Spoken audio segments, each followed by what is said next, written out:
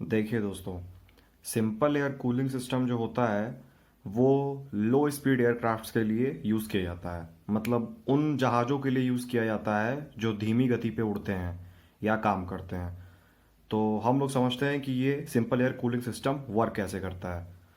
तो देखिए, जब एयरक्राफ्ट उड़ रहा होता है तो यहाँ डिफ्यूज़र में पहले जो आपकी एयर है सराउंडिंग की, वो हाई वेलोसिटी पे उसकी एंट्री होती है।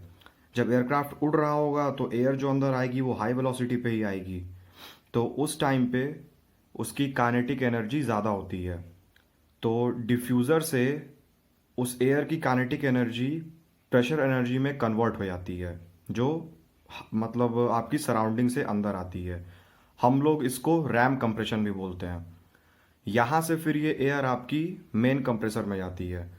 तो मेन कंप्रेसर में इस एयर को कंप्रेस किया जाता है और कंप्रेस करके इसे नीचे भेजा जाता है, जहाँ पे ये दो पार्ट में बढ़ जाती है। एक पार्ट इसका आपका कंबस्टर में जाता है और दूसरा पार्ट इसका हीट एक्सचेंजर में जाता है यहाँ पे। तो पहले हम लोग लेफ्ट साइड वाला मतलब कंबस्टर वाला पार्ट समझते हैं। तो मेन कंप्रेसर से जो आपका पहला पार्ट कंबस्टर में आता है, उसमें इस एयर में आपका फ्यूल ऐड किया जाता है, उसे बर्न किया जाता है। तो एयर का टेम्परेचर प्रेशर और बढ़ जाता है। फिर इसे यहाँ पे गैस टरबाइन में भेजा जाता है, जहाँ पे जाके ये एयर आपकी एक्सपैंड होती है।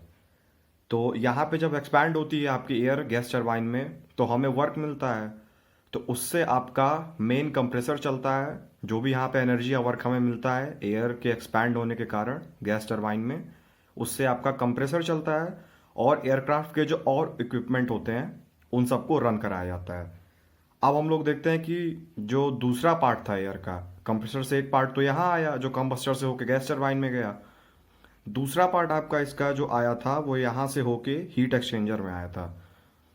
तो हीट एक्सचेंजर में आप देख सकते हैं कि यहाँ पे एयर को ठंडा किया जाता है। अच्छा, ये ठंडा कैसे किया जाता है? यहाँ से आपकी जो स्टार्टिंग में एयर की एंट्री हुई थी और कंप्रेसर में गई थी, तो कंप्रेसर से एंट्री के पहले भी कुछ एयर आपकी यहाँ से खींच ली आती है, जो कि डायरेक्टली हीट एक्सचेंजर को सप्लाई की जाती है। तो उससे जो दूसरी एयर होती है जो कंप्रेसर से होके कंप्रेस्ड होके इस रास्ते से गुजरती है, उसे ठंडा करने में या कूल करने में मदद मिलती है हमें। तो ये एयर आपकी इसे हीट एक्सचेंजर में ठंडा किया जाता है जो कंप्रेसर से आई होती है, और उसे फिर आगे कूलिंग टरबाइन में भेजा जाता है। तो कूलिंग टरबाइन में आपका अभी भी देखिए, ये एयर यहाँ पे ठंडी ज़रूर होती है, लेकिन इस एयर का प्रेशर अभी भी ज़्यादा होता है क्योंकि ये सीधे कंप्रेसर से यहाँ पे आई होती है। तो कंप्रेसर ऑलरेडी एयर को कंप्रेस करके यहाँ पे भेजता है। तो जब वो कंप्रेस करके यहाँ पे भेजता है तो एयर का प्रेशर अभी भी हाई ही होता है, बस टेम्परेचर थोड़ा सा कम हो जाता है। तो जब हम लोग इस एयर को फिर से आगे कूलिंग टरबाइन में भेजते हैं, तो कूलिंग टरबाइन में ये एयर फिर से एक्सपैंड होती है।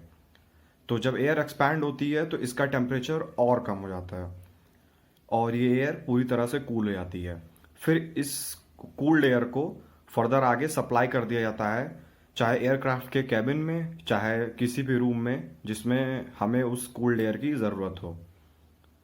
और इस कूलिंग टरबाइन में एयर एक्सपैंड होती है केबिन में जाने से पहले जब, तो उससे भी हमें वर्क मिलता है या एनर्जी मिलती है, क्योंकि ये टरबाइन है, इसमें जब एयर एक्सपैंड होगी तो हमें वर्क मिलेगा। तो इस टरबाइन से हम लोग नीचे एक फ़ैन कनेक्ट होता है जिसे हम लोग एयर कूलिंग फ़ैन भी बोलते हैं। तो ये फ़ैन आपका जो होता है ये आपका टरबाइन से कनेक्ट होता है और टरबाइन इस फ़ैन को रन कराती है। लेकिन एट द सेम टाइम साथ ही में ये फ़ैन आपका हीट एक्सचेंजर से भी कनेक्ट होता है।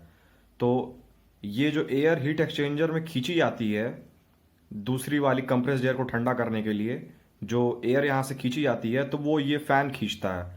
तो ये यहाँ से एयर खींची जाती है, यहाँ इसको ठंडा करती है, फिर ये एयर यहाँ से फ़ैन खींच के और उसे एटमॉस्फेयर में छोड़ देता है। और जो एयर हमारी कंप्रेसर से आई थी वो आपकी यहाँ पे ठंडी होके कूलिंग टरबाइन में जाके एक्सपैंड होके और फिर कैबिन में जाकर सप्लाई हो जाती है। तो ये था आपका पूरा सिंपल एयर कूलिंग सिस्टम। ये आपके लो स्पीड एयरक्राफ्ट्स में यूज़ होता है।